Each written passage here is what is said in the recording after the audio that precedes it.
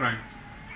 My mommy is really busy and I have so many things to say. Mommy is really cool every time. She not really listen to me and I have so many things to tell her. And she also like going out every time. So what do you want to tell her? I want to tell her that for my friend. I want to tell her about my friend. I want to tell her about my friend. I want to tell her about everything. What do you want to tell me about your school? I don't actually see my body clearly and I don't actually understand what my teacher is teaching me. I want him. What about your friends also? Tell me about your friends. Okay, one of my friends is bad. They actually steal one of the mommy's money. And one of my friends is good. And I want to tell her about my friend. There's one thing I want to tell, but I don't want to tell you. Tell me, what is it? I don't want to tell you. Tell me, Joe, what is it? I don't want to tell anybody. You tell my mom. Tell me, I will not tell your mommy. Tell me. One boy daddy touched my bum. One boy that was living in that side, he daddy touched my bum with his hand. That is so bad. Come on, you'll be keeping this all these days. How? That boy said that if I should tell my mommy, he said that he would kill me. Okay, nobody will kill you. Nobody will kill you. Don't worry, I will find solutions to it. I will look for something to do. Okay? I will not tell your mommy, don't worry.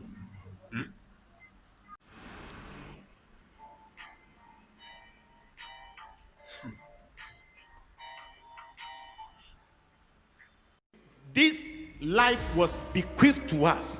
Values were bequeathed to us. Respect for authority were bequeathed to us. You, in this generation, you have responsibility to hand over a decent society to your children. Because your parents handed over a respectable society. How come you are supervising a society that has no respect for the elderly? You are supervising a society that has no respect for values? What kind of the next generation of parents are we going to have? The kind of training our parents gave to us. We, these young generation parents, we have failed our society. We have failed. We have over-pampered our children and they have gotten rotten now. They believed in that time that a good name is better than riches. But unfortunately, you, this generation, you now believe that riches is better than a good name. Where did you learn this from? Where did you get that spirit from? Where did you get this attitude from? That was not what your parents taught you. Why are you teaching your children now put money ahead of a good name? And it is because of this, corruption has eaten our society. Everybody is looking for money, regardless of where you get it and how you get it. Where did you learn these things from?